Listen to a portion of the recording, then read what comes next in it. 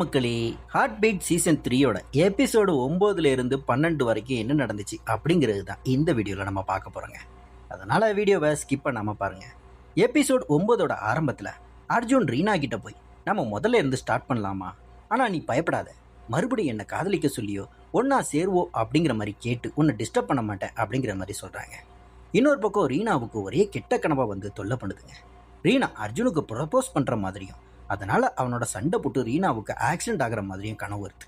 அப்போன்னு பார்த்து தாத்தா காப்பியோட வந்து அவனை எழுப்பிட்டு, சில நேரம் கெட்ட கனவெல்லாம் வர்றது நல்ல விஷயந்தாம்மா, அப்போ தான் நம்ம வாழ்க்கை எவ்வளவு சீராக அமைதியாக போயிட்டுருக்குன்னு புரியும் அப்படின்னு பீஸ்ஃபுல்லாக பேசுகிறாருங்க. ஆனால் ரீனா அவரை முறைச்ச உடனே சைலண்ட்டாக காஃபியை கொடுத்துட்டு எஸ்கேப் ஆயிடுறாரு. அப்புறம் ரீனா ராக்கிக்கு கால் பண்ணுறான். அவளோட நம்பரை பார்த்ததுமே ராக்கி கட்லுக்கு அடியில் வேகமாக போய் ஒளிஞ்சிக்கிட்டு சீக்கிரட்டாக பேசுகிறாங்க. இதை பார்த்த ரீனா இன்னும் ராக்கி கூட டச்சில் தான் இருக்கா போல அப்படிங்கிற மாதிரி நமக்கு தோணுது. உடனே ரீனா என்ன கேட்குறா தெரியுமா, நான் எங்கே இருக்கேன் என்ன பண்ணுறேன்னு யார்கிட்டயாவது சொன்னியாடா அப்படிங்கிற மாதிரி. அதுக்கு ராக்கி, இல்லைப்பா, நீ தான் நம்ம பேசுறது சீக்கிரட்டாக இருக்குன்னு சொன்னல, அதான் யார்கிட்டையும் சொல்லலை, சரி நீ எதுக்கு திடீர்னு கால் பண்ண அப்படிங்கிற மாதிரி கேட்க. உடனே ரீனாவும், இல்லைடா காலையில் ஒரு கெட்ட கனவு, அதான் அங்கே எல்லாரும் ஓகேவா இருக்காங்களா, முக்கியமாக அர்ஜுன் எப்படி இருக்கான் அப்படிங்கிற மாதிரி விசாரிக்க தான் பண்ணேன் அப்படிங்கிற மாதிரி சொல்கிறான். உடனே ராக்கியும், அவனுக்கு என்னப்பா ஜாலியாக புது கேர்ள் ஃப்ரெண்டோட பார்ட்டி பண்ணிட்டு சுற்றிட்டு இருக்கான், அந்த பொண்ணு பேர் கூட மது அப்படிங்கிற மாதிரி சொல்கிறாங்க. இதை கேட்டதுமே ரீனா கொஞ்சம் அப்செட் ஆனாலும் அதை வெளிக்காட்டிக்காம, சரி ரதி எப்படி இருக்காங்க அப்படிங்கிற மாதிரி கேட்குறான். வீடு விட்டா ஹாஸ்பிட்டல், ஹாஸ்பிட்டல் விட்டா வீடுன்னு இருக்காப்பா, பார்க்கவே ரொம்ப பாவமாக இருக்குது, நீ ஒரு தடவை அவங்கக்கிட்ட பேசலாம்ல அப்படிங்கிற மாதிரி ராக்கி கேட்க, டேய் நான் எதுக்கு அவங்கக்கிட்ட பேசணும், எனக்கு அவசியமே இல்லை அப்படிங்கிற மாதிரி ரீனா சொல்கிறான். உடனே ராக்கியும், சரி அதை விடு, ரதி மேம் அர்ஜுன்லாம் உன் கனவுல வர்ற மாதிரி நான் என்னைக்காவது உன் கனவுல வந்திருக்கேனா அப்படிங்கிற மாதிரி லைட்டாக வலிஞ்சு கேட்குறான். அதுக்கு ரீனாவும், இப்போ நீ என் கனவுல வர்றதா முக்கியமா, ஒழுங்கா போன வைடா அப்படிங்கிற மாதிரி கட் பண்ணுறான். அப்படியே கட் பண்ணா எங்கள் கிளாஸில் அர்ஜுனை காணணும் மது தேடிக்கிட்டு இருக்கான். அப்போ அர்ஜுன் குமரன் கூட பேசிக்கிட்டு இருக்கான். மது வர்றதை பார்த்துட்டு அர்ஜுன் குமரன் கிட்ட, நான் இங்கே இல்லைன்னு சொல்லுங்க அப்படிங்கிற மாதிரி சைகை காட்டுறான். குமரனும் அர்ஜுனை நேருக்கு நேராக பார்த்துக்கிட்டே, தெரியலையம்மா நான் இன்னைக்கு அவனை பார்க்கவே இல்லை அப்படிங்கிற மாதிரி சமாளிக்கிறான். ஆனால் அர்ஜுன் அங்கே தான் ஒளிஞ்சிருக்கான் அப்படிங்கிறத மது கண்டுபிடிச்சிட்டாங்க. உடனே மது, ஏன் என்னை பார்த்து ஒளிகிற அப்படிங்கிற மாதிரி கேட்க, அர்ஜுன், யார் உன்னை பார்த்து ஒளிகிறது, நானே இப்போ தான் வந்தேன் அப்படிங்கிற மாதிரி சொல்கிறான். உடனே மதுவும், சரி வா உட்காந்து பேசலாம், நேற்று நான் தான் உன்னை கிஸ் பண்ணேன், நான் எப்படி நான் தான் பயப்படணும், நீ ஏன் பயப்படுற, உனக்கு என்ன தான் பிரச்சனை அப்படிங்கிற மாதிரி கேட்குறாங்க. உடனே அர்ஜுன், எனக்கு ஒரு பாஸ்ட் இருந்துச்சு அப்படிங்கிற மாதிரி சொல்கிறாங்க. மது உடனே, பாஸ்ட் இருந்தால் என்ன, நான் உன்னை லவ் பண்ணுறேன், அதுக்காக இப்போவே கல்யாணம் பண்ணிக்கணும்னு அவசியம் இல்லை, ஃபர்ஸ்ட்டு நம்ம ஒருத்தருக்கு ஒருத்தர் சப்போர்ட்டாக இருப்போம், அப்புறம் என்ன நடக்குதுன்னு பார்க்கலாம் அப்படிங்கிற மாதிரி சொல்கிறாங்க. அர்ஜுன் நோ சொல்லுவான்னு பார்த்தா நைஸாக ஓகே சொல்லிட்டான். இதனால் மதுவுக்கு செம்ம ஹாப்பிங்க. இன்னொரு பக்கம் அசோக் மானசாவுக்கு ஃபோனை போட்டு கத்தான். இப்போ நான் ரிப்போர்ட்ஸை பார்த்தேன், ஹாஸ்பிட்டலில் ஃபிட்ஸோனுக்கு கொண்டு வரேன்னு சொல்லித்தானே உள்ளே வந்தேன், போன குவார்ட்டர் வருமானத்தை விட செலவு 3 மடங்கு அதிகமாக இருக்குது, உன்னை சிஓ ஆக்குனதே இந்த ஹாஸ்பிட்டலில் மணி மேக்கிங் மெஷினாக மாற்றுறது தான், அதையெல்லாம் மறந்துட்டு என்ன பண்ணிக்கிட்டு இருக்க அப்படிங்கிற மாதிரி எதிர்றான்.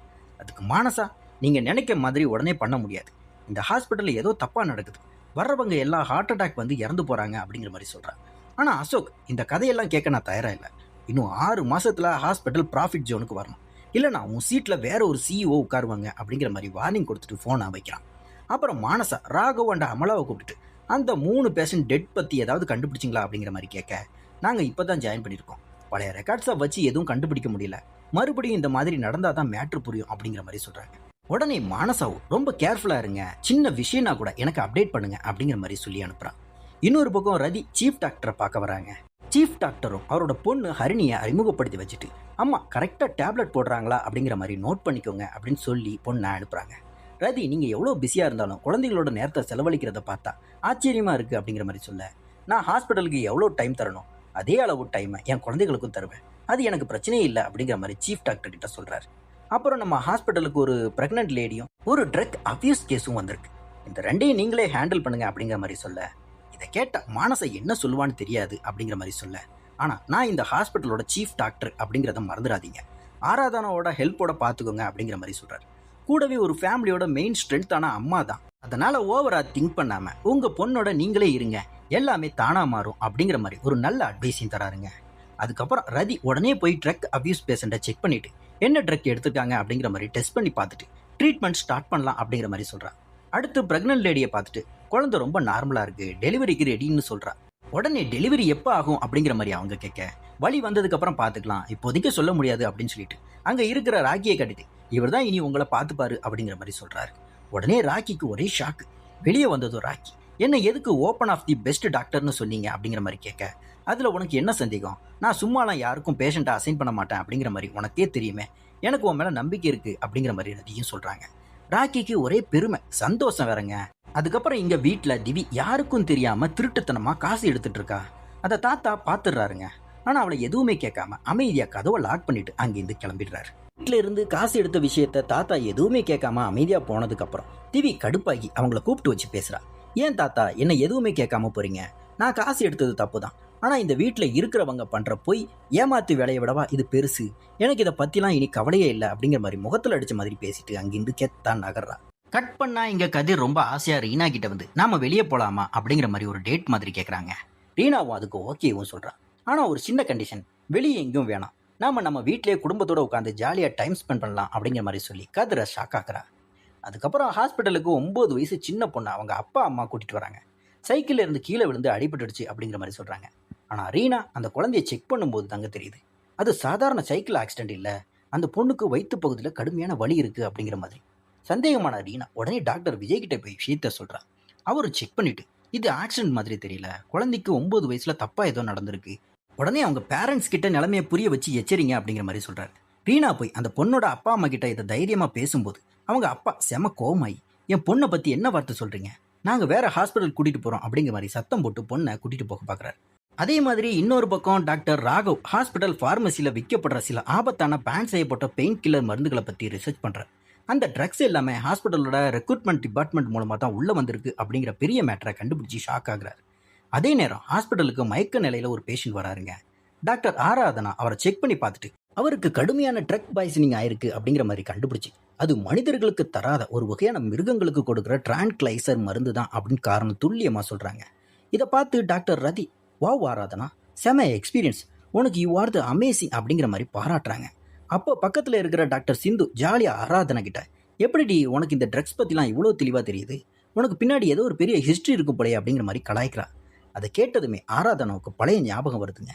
சின்ன வயசுல ஆராதனா பொட்டலங்களில் கள்ளத்தனமாக கடத்தல் ட்ரக்ஸ்களை பேக் பண்ணி கடத்துற மாதிரி ஒரு இருண்ட கடந்த காலம் அவளுக்கு இருக்கிற மாதிரி ஒரு பேரதிர்ச்சியான உண்மையை கட்டுறாங்க. கட் பண்ணா மது அர்ஜுன் அண்ட் வினோத் கிட்ட, நம்ம காலேஜில் ஒரு செம்ம மேட்ரு ஃபேஷன் ஷோ நடக்க போகுது, நாம கண்டிப்பாக இதில் பார்ட்டிசிபேட் பண்ணியே ஆகணும், அப்போ இந்த ட்ரெஸ்ஸில் இருந்து வெளியே வர முடியும் அப்படிங்கிற மாதிரி சொல்ல, உடனே அர்ஜுன், நான் வரல, மோரோவர் எனக்கு ஃபேஷன் ஷோனால என்னன்னு தெரியாது அப்படிங்கிற மாதிரி சொல்ல, வினோத், ஏதாவது ஒரு ட்ரெஸ்ஸை போட்டுட்டு அது நல்லா இருக்குதுன்னு நம்ம மனசுலேயே நினச்சிக்கிட்டு நடக்கிறது தான் ஃபேஷன் ஷோ, நீ பேசாமல் வந்து மது அன்னைக்கு நீ ஒரு சாரி கட்டிட்டு வந்திருந்தல, அர்ஜுனுக்கு ரொம்ப பிடிச்சிருந்துச்சு, அதை கட்டிட்டு வா அப்படிங்கிற மாதிரி சொல்ல, உடனே மதுவும், அர்ஜுன் நீ உன் ட்ரெஸ்ஸை பற்றிலாம் கவலைப்படாத, நான் டிசைன் பண்ணி தரேன், நீ ஜஸ்ட் வந்து நின்னா மட்டும் போதும் அப்படிங்கிற மாதிரி சொல்ல, வேற வழியே இல்லாமல் அர்ஜுனும் கடைசியில் ஒத்துக்கிறாங்க. இன்னொரு பக்கம் ப்ரொஃபசர் விக்ருதி அர்ஜுனை தனியாக கூப்பிட்டு, அர்ஜுன் மெடிக்கல் ஃபோர்டில் இருந்து ஒரு புது நோட்டீஸ் அனுப்பியிருக்காங்க, பாதியில் டிஸ்கண்டினியூ பண்ணவங்க, அரியர்ஸ் வச்சிருக்கவங்க, இவங்க எல்லாருமே 5 இயர்ஸ்க்குள்ளே கோர்ஸ் முடிச்சாகணும், அப்படி பார்த்தா உனக்கு இன்னும் 6 to 7 months தான் லெஃப்ட், ஸோ நீ கொஞ்சம் ஒழுங்காக படிச்சுக்கோ அப்படிங்கிற மாதிரி சொல்ல, அர்ஜுன் நீங்கள் என்ன மதுவை பற்றி பேசுகிறீங்களா அப்படிங்கிற மாதிரி கேட்க, ப்ரொஃபசர் விக்ருதி, நான் அப்படி சொல்ல வரல, அது ஒரு பர்சனலாக கூட இருக்கலாம், நீ நல்லா படித்து வெளியே போ அப்படிங்கிற மாதிரி சொல்கிறாங்க. அர்ஜுனும் சரின்னு கேட்டுக்கிறாங்க. அதுக்கப்புறம் அமலா அண்ட் ராகவை காட்டுறாங்க. இன்வெஸ்டிகேஷன் ரிசல்ட் செக் பண்ணிவிட்டு அகரம் ஃபார்மாவில் இருந்து ஒரு ட்ரக் கொடுத்துருக்காங்க, அதை ERல கொடுத்துருக்காங்க, ICUவில் கொடுத்துருக்காங்க, இப்படி எல்லா இடத்துலையும் கொடுத்துருக்காங்க. இதை சாப்பிட்ட எல்லாருமே இறந்து போகல, ஆனால் 2-3 பேர் இறந்து போயிருக்காங்க அப்படிங்கிற மாதிரி சொல்கிறாங்க. ராகவ், இது பேன் பண்ண ட்ரக், இது ஆக்சுவலாக எப்படி உள்ளே வந்துருச்சுனே தெரியல, இது சாதாரண விஷயம் கிடையாது, நான் இம்மீடியட்டாக மானசாவுக்கு கால் பண்ணுறேன் அப்படிங்கிற மாதிரி சொல்ல, மானசாவை மீட் பண்ணி மேட்ரையும் சொல்கிறாங்க. அதுக்கு மானசா ரொம்ப அலாமிக்காக இருக்குது, சரி உங்களுக்கு என்ன பண்ணணும்னு தோணுதோ அதை பண்ணுங்க அப்படிங்கிற மாதிரி பர்மிஷனும் கொடுக்குறாங்க. உடனே ராகவ், அமலா, நாங்கள் அகரம் ஃபார்மாவில் போயிட்டு முதல்ல அந்த DMAC கொஸ்டின் பண்ணணும், எப்படி நீங்கள் இதை எங்களுக்கு சப்ளை பண்ணீங்க அப்படிங்கிற மாதிரி கேட்கணும்னு சொல்ல, மானசா சரி நீங்கள் ப்ரொசீட் பண்ணுங்கள், என்கிட்ட ஜஸ்ட் அப்டேட் மட்டும் பண்ணுங்கள் அப்படிங்கிற மாதிரி சொல்லிடுறாங்க. அப்படியே கட் பண்ணால் கதிரை காட்டுறாங்க. கதிர், ஹே ரீனா, இன்னைக்கு உன் வீட்டில் லஞ்சுக்கு வரட்டுமா இல்லை டின்னருக்கு வரட்டுமா, நீ தான் நேற்று ஓகே சொன்னல அப்படிங்கிற மாதிரி கேட்க, ரீனா சரி ஓகே இன்னைக்கு கூட்டிகிட்டு போகிறேன், ஆனால் நான் ஃபர்ஸ்ட் கணேஷ் அங்கிள் கிட்டேயும் அப்பா கிட்டேயும் இன்ஃபார்ம் பண்ணுறேன், அங்கிள் வேற ஹார்ட் பேஷண்ட், திடீர்னு கன்ஃபியூஸ் ஆகிட்டு போகிறாரு அப்படிங்கிற மாதிரி சொல்கிறான். இன்னொரு பக்கம் சைல்டு அஃபியூஸ் கேஸில் அட்மிட் ஆகிருக்கிற 9 வயசு பொண்ணு கிருத்திகாவை பார்க்க அவளோட மாமா வராங்க. அவனை பார்த்ததுமே அந்த குழந்தை பயந்து போய் அப்படியே கீழே பார்க்குது. இந்த ரீனாவும் கதிரும் நோட்டீஸ் பண்ணுறாங்க. உடனே ரீனாவும், யாராவது ஒரு அட்டெண்டர் தான் இருக்கணும், எதுக்கு இத்தனை பேர் கூடுறீங்க அப்படிங்கிற மாதிரி சொல்கிறாங்க. உடனே குழந்தையோட அப்பா, இது குழந்தையோட மாமா டாக்டர், அந்த பாப்பாவுக்கு மாமானா ரொம்ப இஷ்டம் அப்படிங்கிற மாதிரி சொல்கிறாங்க. உடனே ரீனாவும் மனசுக்குள்ள ஏதோ தப்பு அப்படிங்கிற மாதிரி புரிச்சுக்கிட்டு, நாங்க ஒரு ஃபைனல் செக் பண்ணணும், பண்ணிட்டு டிஸ்சார்ஜ் பண்றோம், நீங்க இப்போ கொஞ்சம் வெளியே போங்க அப்படிங்கிற மாதிரி சொல்றாங்க. உடனே ரீனாவும் டாக்டர் விஜய் கிட்ட அந்த குழந்தை அவங்க மாமாவை பார்த்து ரொம்பவே பயப்படுது, எனக்கு ரொம்ப சந்தேகமா இருக்கு, அந்த மாமா தான் ஏதோ பண்ணியிருக்கான் அப்படின்னு மாதிரி தோணுது அப்படின்னு சொல்ல, விஜய் அந்த குழந்தை வாயை திறந்து சொன்னாதாண்டா உண்டு, இல்லைனா வேற எதுவுமே பண்ண முடியாது, சரி வா நாம அந்த குழந்தைகிட்ட போய் பேசுவோம் அப்படிங்கிற மாதிரி கூட்டிட்டு போறாரு. இப்போ விஜயும் அந்த குழந்தைகிட்ட அன்பா பேசுறாரு. அது யாருமா, உன் மாமாவா? அந்த மாமாவை பார்த்து நீ பயந்துட்டேன்னு ரீனா அக்கா என்கிட்ட சொன்னாங்க அப்படிங்கிற மாதிரி சொல்ல, குழந்தை என்ன முதல் டிஸ்சார்ஜ் பண்ணுங்க, எனக்கு எதுவும் தெரியாது, எனக்கு எதுவும் தெரியாது அப்படிங்கிற மாதிரியே சொல்லுது. உடனே விஜய் வெளியே வந்து ரீனா கிட்ட, இனிமே நம்மளால ஒண்ணுமே பண்ண முடியாதுமா, இதுக்கு மேல நாம ஏதாச்சும் பண்ணாலும் அது நமக்கு தான் பேக் ஃபயர் ஆகும், லீகல் ப்ரொசீஜர்லாம் வரும், ஸோ பெட்டர் நாம இதோட விட்டுறலாம் அப்படிங்கிற மாதிரி சொல்றேன். ரீனாவும், அப்பா இவ்வளோ கிளியரா எனக்கு தெரியும் போது எப்படிப்பா நான் இதை விட முடியும், இதை நான் ஹேண்டில் பண்ணிக்கிறேன் அப்படிங்கிற மாதிரி சொல்றாங்க. அதுக்கப்புறம் கேன்டீன்ல அந்த குழந்தையோட மாமா, அம்மா, அப்பா எல்லாருமே உட்காந்துருக்காங்க. உடனே ரீனா கதிர்கிட்ட, நான் டீல் பண்ணிக்கிறேன், நான் சொல்றதுக்கு நீ ஆமா மட்டும் சொல்லு அப்படிங்கிற மாதிரி சொல்றாங்க. உடனே நேரா போய் இந்த மாமாவை பலார் பலான்னு 2 3 அறை அறையிறாங்க. ரீனா உடனே அந்த குழந்தை என்னடா பண்ண, அந்த குழந்தை என்னடா பண்ண அப்படிங்கிற மாதிரி கேட்குறாங்க. உடனே மாமா, என்ன உளறீங்க, நான் என்ன பண்ணேன் அப்படிங்கிற மாதிரி மழுப்ப, அம்மா அப்பாவும் மாமாவுக்கு சப்போர்ட் பண்ணிட்டு வராங்க. உடனே ரீனாவும், அவ என்கிட்ட எல்லாமே சொல்லிட்டாடா, என்கிட்ட வீடியோ ஆதாரமும் இருக்கு, கதிர் அந்த வீடியோவை ப்ளே பண்ணு அப்படிங்கிற மாதிரி சொல்ல, கதிர் பயந்து போய் எங்கடா வீடியோ இருக்கு அப்படிங்கிற மாதிரி முழிக்கிறான். ரீனா, சரி சரி போனை உள்ள வை, இதை நான் எதுக்காக பண்ணேன்னா உனக்கு பயந்து நான் அந்த வீடியோவை உள்ள வைக்கல, அவங்க அப்பா அம்மா அதை கேட்டாங்கன்னா தாங்கிக்க மாட்டாங்க, நீ பண்ணது எல்லாத்தையுமே நான் வீடியோ ப்ரூஃப் எடுத்து வச்சுட்டேன்டா அப்படிங்கிற மாதிரி சொல்ல, மாமா பயந்து அழுதுகிட்டே தப்பு பண்ணிட்டேன் அப்படிங்கிற மாதிரி சொல்றாங்க. குழந்தையோட அப்பா, அட பாவி என் பொண்ணை என்னடா பண்ண அப்படிங்கிற மாதிரி கோவப்படுறாருங்க. குழந்தையோட அம்மா ரீனா கிட்ட, நான் அன்னைக்கு அவ்வளோ கோவப்பட்டும் நீங்க எங்களுக்காக என் குழந்தைக்காக இவ்வளோ ரிஸ்க் எடுத்து பண்ணியிருக்கீங்க அப்படிங்கிற மாதிரி பாராட்டுறாங்க. உடனே ரீனா, இது ஒரு டாக்டரா என்னோட கடமை தான் அப்படிங்கிற மாதிரி சொல்லிட்டு அந்த இடத்த விட்டு போறாங்க. உடனே விஜய், குழந்தை நல்லா ஆயிட்டா, ஆனா அவ இந்த டிராமால இருந்து வெளியே வரணும்னா இனிமே இந்த இடத்தையோ இந்த ஆட்களையோ பார்க்கக்கூடாது, அவளை வெளி இடத்துக்கு கூட்டிட்டு போங்க அப்படிங்கிற மாதிரி சொல்றாங்க. குழந்தையும், அப்பா நான் சரியாயிட்டேன்ப்பா, நீங்க அழாதீங்கப்பா அப்படிங்கிற மாதிரி சொல்றாங்க. உடனே ரீனா, ஒரு சின்ன குழந்தைக்கு அம்மா அப்பா கூட வாழ்றது பாக்கியம், எல்லாருக்கும் கிடைக்காது, அது கிடைச்ச குழந்தைய பத்திரமா பார்த்துக்கோங்க அப்படிங்கிற மாதிரி சொல்றாங்க. இதை கேட்ட விஜய் ரொம்ப எமோஷனல் ஆகிறாருங்க. அதுக்கப்புறம் கதிர் வெளியே வந்ததும் ரீனா கிட்ட, ரீனா எனக்கு உன்னை ரொம்ப பிடிக்கும், இத்தனை வருஷமா உன்னோட மெடிக்கல் டீலிங்ஸ், உன்னோட அழகு எல்லாமே பிடிக்கும், பட் இன்னைக்கு யாரோ ஒரு குழந்தைக்காக நீ இவ்வளோ ரிஸ்க் எடுத்து பண்ணும்போது நான் உன்னை நிஜமாவே ரொம்ப அட்மையர் பண்றேன் அப்படிங்கிற மாதிரி சொல்றாங்க. அதுக்கு ரீனாவும் தேங்க்ஸ் சொல்றாங்க. உடனே கதிர், தேங்க்ஸ் சொன்னா மட்டும் போதுமா, டின்னருக்கு கூட்டிட்டு போறேன்னு சொன்னல, கண்டிப்பா வருவேன் அப்படிங்கிற மாதிரி சொல்றான். உடனே ரீனா, சரி ஓகே நான் கணேஷ் அங்கிள் கிட்டேயும் அப்பா கிட்டேயும் இன்ஃபார்ம் பண்ணிடுறேன் அப்படிங்கிற மாதிரி சொல்றான். அதுக்கப்புறம் விஜய் வீட்டுக்கு வராருங்க. கணேஷ் அங்கிள் ஒரு பழைய போட்டோவை பார்த்துட்டு இருக்காரு. கணேஷ் அங்கிள், இந்த போட்டோவில் இருக்கிறது யாரு, நீயா அப்படிங்கிற மாதிரி கேட்க, விஜயும் ஆமா அப்படிங்கிற மாதிரி சொல்றாரு.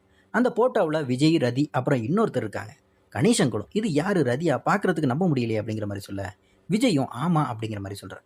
கணேஷ் அங்கிள், உனக்கு பெயிண்ட் இருக்கிற மாதிரி தான்ப்பா ரதிக்கும் பெயிண்ட் இருக்கும், இவ்வளவு நாளா ரீனா அம்மா வேணும்னு தேடி இங்க வந்தா, இப்போ உங்க அம்மாவுக்கு ரீனா தேவைப்படுறா, உன் வழியை நான் அண்டர் எஸ்டிமேட் பண்ணல, ஆனா ரதியோட பெயினும் ரொம்ப கஷ்டம்தான், அதை நீ கொஞ்சம் யோசிச்சு பாரு அப்படிங்கிற மாதிரி சொல்றாருங்க. அந்த டைம்ல ரீனா கணேஷ் அங்கிளை கூப்பிட அவரும் கிளம்பி போறாருங்க. கட் பண்ணா ரீனா வீட்டில் உட்காந்து விஜயையும் கணேஷ் அங்கிளையும் மாறி மாறி கூப்பிட்டுக்கிட்டே இருக்கான். ஆனா 2 பேருமே வரலங்க. கடைசியா கணேஷ் அங்கிள் வந்து சமையல் பண்ணிட்டு இருந்தம்மா அப்படிங்கிற மாதிரி சொல்றாரு. விஜய் காதுல ஹெட்ஃபோன்ஸை கலெக்டிட்டு வர்றாரு. அப்புறம் விஜய் ரீனாவை செம்மையா அப்ரிஷியேட் பண்றாரு. இன்னைக்கு ஹாஸ்பிட்டலில் மாஸ்க் காட்டின ரீனா, எனக்கு ரொம்ப ப்ரௌடா இருந்துச்சு, உன்னை நிஜமாவே அட்மையர் பண்றேன் அப்படின்னு மாதிரி சொல்லி பாராட்டுறாரு. இதை கேட்ட கணேஷ் அங்கிள், அப்போ கண்டிப்பா நம்ம செலிப்ரேட் பண்ணி ஆகணும், நான் போய் உடனே சமையலை ஸ்டார்ட் பண்றேன் அப்படிங்கிற மாதிரி கிளம்ப, ரீனா பயந்து போய், ஐயோ வேண்டாமே, நான் பேசாம வெளியில டின்னர் ஆர்டர் பண்ணிக்கலாமா அப்படிங்கிற மாதிரி எஸ்கேப் ஆகுறான். கூடவே இன்னைக்கு நம்ம டின்னருக்கு இன்னொருத்தரும் வராங்க. நம்ம ஹாஸ்பிட்டலில் ஒர்க் பண்ற கதிர்னு ரீனா சொன்னதுமே விஜய் செம கியூட்டா, ஓ கதிரா அப்படிங்கிற மாதிரி கேட்குறாரு. உடனே விஜயும், கதிர் உனக்கு ஃப்ரெண்டா ரீனா அப்படிங்கிற மாதிரி கேட்க, ரீனாவும் ஆமா ஜஸ்ட் ஃப்ரெண்டு தான், அதுக்கு ஏன் இப்படி கேட்குற, நீ வேணா உன்னோட அனுபவ கூப்பிடு அப்படிங்கிற மாதிரி சொல்ல, உடனே விஜய் அவங்க மும்பையில் இருக்காங்கன்னு சொல்றாங்க, உனக்கு எப்படி தெரியும் அப்படிங்கிற மாதிரி ரீனா கேட்க, விஜய் நைஸா தான் ஃபோனை காட்டுறான். அதுக்கப்புறம் ரீனா அங்கிருந்து எந்திரிச்சு போனதும் விஜய் கணேஷ் அங்கிள் கிட்ட, ரீனாவுக்கு இனிமே அர்ஜுன் தேவையில்லைன்னு நினைக்கிறேன் அப்படிங்கிற மாதிரி சொல்ல, கணேஷ் அங்கிளும் அமைதியா யோசிக்கிறாருங்க. கட் பண்ணா இங்க தியாகராஜன் தேவ கூப்பிட்டு, திவி பண்ண வேலை உனக்கு தெரியுமா மாப்பிள்ள அப்படிங்கிற மாதிரி கேட்க, தேவ் கடுப்பாகி, எனக்கு எல்லாம் தெரியும், நீங்களே எவ்வளோ மிஸ்டேக் பண்ணியிருக்கீங்கன்னு தியாகராஜன் மேலே தேவையில்லாமல் கோவப்படுறாருங்க. அதுக்கு தியாகராஜன், ஆமாடா நான் தப்பு பண்ணேன் தான், அதுக்காக நான் கடைசி வரைக்கும் நரகத்திலேயே இருக்கணுமா, அந்த தப்பு எனக்கு மன்னிப்பே கிடையாதா, எதையுமே சரி பண்ண முடியாதா, என் பொண்ணு நல்லா இருக்கணுங்கிறதுக்காகத்தான் நான் எல்லாத்தையும் சொன்னேன், ரீனா இந்த வீட்டுக்கு வர்றதுக்கு முன்னாடி இந்த குடும்பம் சந்தோஷமா இருந்துச்சுன்னா அதுக்கு காரணம் நான் தான், அதை மறந்துடாதீங்க அப்படிங்கிற மாதிரி கோவமாக கத்துறாரு. ஆனால் தேவ், என் பொண்ணு சரியாயிடுவா, இது அவளோட ஏஜ் ப்ராப்ளம் தான் அப்படிங்கிற மாதிரி அசால்ட்டாக இக்னோர் பண்ணிட்டு கிளம்புறாருங்க. இன்னொரு பக்கம் ராகவும் அமலாவும் அந்த பேன் செய்யப்பட்ட மெடிசின் விஷயத்தை விசாரிக்க மெடிசின் சப்ளை பண்ணுற ஃபார்மா கம்பெனியை கூப்பிட்டு பேசுகிறாங்க. உங்கள் கம்பெனியில் இருந்து தான் எங்களுக்கு மெடிசின் சப்ளை ஆயிருக்கு, இது இன்வாய்ஸ் பில்லு அப்படிங்கிற மாதிரி கொடுக்குறாங்க. அந்த கம்பெனிக்காரங்க செக் பண்ணிவிட்டு, சார் இந்த பில் எல்லாமே ஃபோர்ஜரி, சுத்த ஃபேக், இது எங்களோட இன்வாய்ஸே கிடையாது, நாங்கள் ஆணவத்தில் சொல்லலை, எங்கள் கம்பெனியில் எந்த தப்பும் நடக்காது, உங்கள் ஹாஸ்பிட்டலில் இருக்கிற ஏதோ ஒரு டாக்டர் தான் இந்த மருந்தை எல்லாம் கள்ளத்தனமாக உள்ளே கொண்டு வந்திருக்காங்க அப்படிங்கிற மாதிரி குண்டை தூக்கி போடுறாங்க. இதை கேட்டு ராகவும் அமலாவும் ஷாக் ஆகுறாங்க. உடனே ராகவ், சரி நாங்கள் கொடுத்த மெடிக்கல் லிஸ்ட்டை மட்டும் கொடுத்தீங்கன்னா எங்களுக்கு கிராஸ் வெரிஃபை பண்ண யூஸ்ஃபுல்லாக இருக்கும் அப்படிங்கிற மாதிரி கேட்டு வாங்கிட்டு கிளம்புறாங்க. அப்புறம் 2 பேரும் டிஸ்கஸ் பண்ணுறாங்க. ஒருவேளை ரதி மேம் இந்த பிரச்சனையை கிளப்பிருப்பாங்களா அப்படிங்கிற மாதிரி பார்க்க வாய்ப்பே இல்லை, அவங்களுக்கும் ஆர்கே ஹாஸ்பிட்டலுக்கும் செம பாண்டிங் இருக்குது அப்படிங்கிற மாதிரி சொல்கிறாங்க. உடனே சரண்யா மேம், அவங்க ரொம்ப ரெக்யூரிட்டனான டாக்டர், இதை பண்ண மாட்டாங்க அப்படிங்கிற மாதிரி சொல்கிறாங்க. ராக்கியை பற்றி யோசிக்கும் போது ரொம்ப நம்பகமான ஆள் அப்படிங்கிற மாதிரி சொல்கிறாங்க. சிந்து, அவள் ஜஸ்ட் ஒரு இன்டர்ன், அவளுக்கு இதுக்கெல்லாம் ரைட்ஸே கிடையாது அப்படிங்கிற மாதிரி சொல்கிறாங்க. அப்போ ராகவ், அந்த டாக்டர் ஆராதனா பண்ணியிருக்கத்தான் நிறைய சான்ஸ் இருக்குது அப்படிங்கிற மாதிரி சொல்கிறான். ஆமாம், அவங்க எந்த கேஸையும் ஹேண்டில் பண்ணலையே அப்படிங்கிற மாதிரி கேட்க, ரொம்ப சாமர்த்தியமான ஆளுங்க தான் தன் பேரில் வராதபடி பார்த்துப்பாங்க. அன்னைக்கு கன் எப்படி யூஸ் பண்ணாங்கங்கிறது ஞாபகம் இருக்கா? அன்னைக்கு அந்த ட்ரக் கேஸை யாருமே கண்டுபிடிக்க முடியாதப்போ அவங்களால தான் கண்டுபிடிக்க முடிஞ்சிச்சு அப்படிங்கிற மாதிரி ராகவ் சந்தேகத்தை கிளப்புறாங்க. அதே நேரம் ஹாஸ்பிட்டலில் ஒரு பொண்ணும் பையனும் சண்டை போட்டுட்ருக்காங்க. அந்த பொண்ணு ப்ரெக்னெண்ட்டாக இருக்காங்க. அந்த பையன் அவளோட எக்ஸ் பாய் ஃப்ரெண்டுங்க. 1 மந்த்துக்கு முன்னாடியே பிரேக்கப் பண்ணிட்டாலும் கருவை கலைக்கக்கூடாது அப்படிங்கிற மாதிரி அவன் சண்டை போடுறான். அங்கே வர ஆராதனா மேட்ரு என்னன்னு விசாரிக்கிறான். அந்த பையனும் இடையில தலையிட நீங்கள் யார் அப்படிங்கிற மாதிரி திமிரா பேச, ஆராதனாக்கு அம்புட்டு தாங்க பலான்னு 2 அறை விட்டு, இன்னொரு தடவை இப்படி பண்ணுன மார்ச்சுரியில் போட்டு பூட்டி வச்சிருவேன், அந்த பொண்ணுக்கு தான் முடிவெடுக்கிற உரிமை இருக்குது அப்படின்னு சொல்லி அவனை விரட்டி விடுறாங்க. அப்புறம் அந்த பொண்ணை உள்ளே கூப்பிட்டு, இன்னும் 4 நாளைக்கு ப்ளீடிங் இருக்கும், அப்புறம் வந்தீங்கன்னா யூட்ரஸை க்ளீன் பண்ணி விட்டுருவோம், அது சின்ன ப்ரொசீஜர் தான், இந்த காலத்தில் வெறும் ப்ரெக்னன்சி மட்டும் பிரச்சனை இல்லைம்மா, நிறைய பால்வினை நோய்கள் இருக்குது, ஸோ யாரை நம்புகிறோம் அப்படிங்கிறதுல கேர்ஃபுல்லாக ஏறி அப்படிங்கிற மாதிரி அட்வைஸ் பண்ணி அனுப்புகிறான். அதுக்கப்புறம் இங்கே ரதி வீட்டுக்கு வராங்க.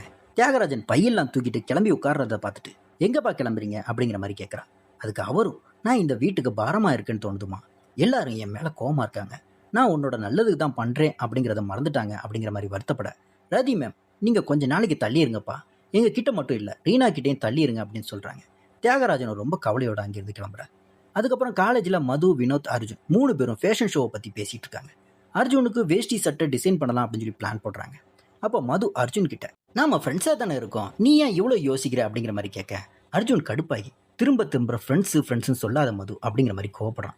உடனே மது, நீ இன்னும் அந்த ரீனாவை தானே நினச்சிட்டு இருக்க, அவள் எப்போ மூவ் ஆன் ஆகிருப்பாடா அப்படிங்கிற மாதிரி சொல்ல, அர்ஜுன் ரீனாவை பற்றி பேசாத அப்படிங்கிற மாதிரி சொல்கிறான்.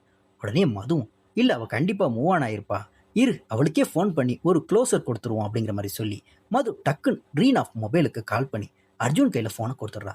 இங்கே ரீனா வீட்டில் கதிர், கணேஷ் அங்கிள், விஜய், ரீனா 4 பேரும் டின்னரை என்ஜாய் பண்ணிட்டு இருக்காங்க. கதிரும் ரீனாவும் சிரித்து பேசிகிட்டு இருக்கிறத பார்த்து விஜய் மனசுக்குள்ளே சந்தோஷப்படுறார். கரெக்டாக அந்த நேரம் ரீனாவுக்கு ஃபோன் வருதுங்க. ஃபோனை காதில் வச்சதுமே அந்த பக்கம் இருந்து அர்ஜுன் ரீனா அப்படிங்கிற மாதிரி கூப்பிட்றான். அந்த குரலை கேட்டதுமே ரீனா அதிர்ச்சியாகி உடனே ஃபோனை கட் பண்ணிட்டுறான். இதை விஜய் சைலண்டாக நோட் பண்ணுறதோட இந்த வாரத்துக்கான எபிசோடை இங்கே முடிக்கிறாங்க. அடுத்த வாரம் என்ன நடக்க போகுது அப்படிங்கிறத தெரிஞ்சிக்க இந்த வீடியோக்கு லைக் பண்ணிவிட்டு, ஷேர் பண்ணிவிட்டு, கமெண்ட் பண்ணிவிட்டு, அப்படியே நம்ம சேனலை சப்ஸ்கிரைப் பண்ணிவிட்டு பக்கத்தில் இருக்க பெல் ஐக்கானையும் கிளிக் பண்ணிக்கோங்க. அடுத்து ஒரு சூப்பரான வீடியோவில் உங்களை சந்திக்கிறேன். அதுவரை டாடா, பை பை.